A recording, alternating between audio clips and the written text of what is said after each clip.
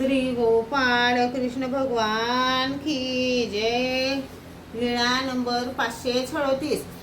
रामदेव भट्टोबास व महादायसा यांची भेट। सर्वज्ञांचे दुपारचे जेवण झाले। गुन्हा केला। बायसा सुपारीची खांडे करून देत होती।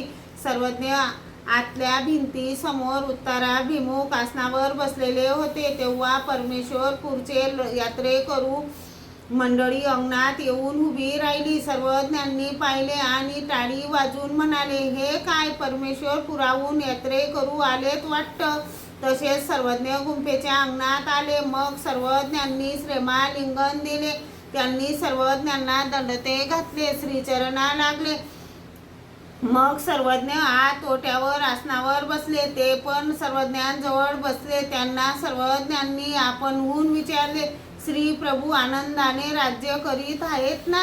त्यांनी म्हटले, हो जी, आनंदाने राज्य करीत आहेत। मग त्यांनी आणलेल्या एक प्रसादाची व दुसरी लाडूची अशा दोन्ही पिशव्या सर्वज्ञांच्या श्रीकरी दिल्या।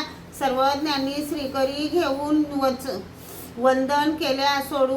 वंदन केल्या सोडून प्रसाद घेतला। सर्वज्ञ म्हणाले, बाई, ह्या लाडूत गूळ पुरेसा झाला, या लाडूत कमी घातला। महादायसा म्हणाली, जीजी श्री प्रभू बाबाई असेच म्हणत होते। यावर सर्वज्ञ म्हणतात, पोरे हो, ते तर काही नेनी जे ऐसे असे, ते तर सकळही जानोनीची नेनी जे की। श्री गोपाळ कृष्ण भगवान की जय।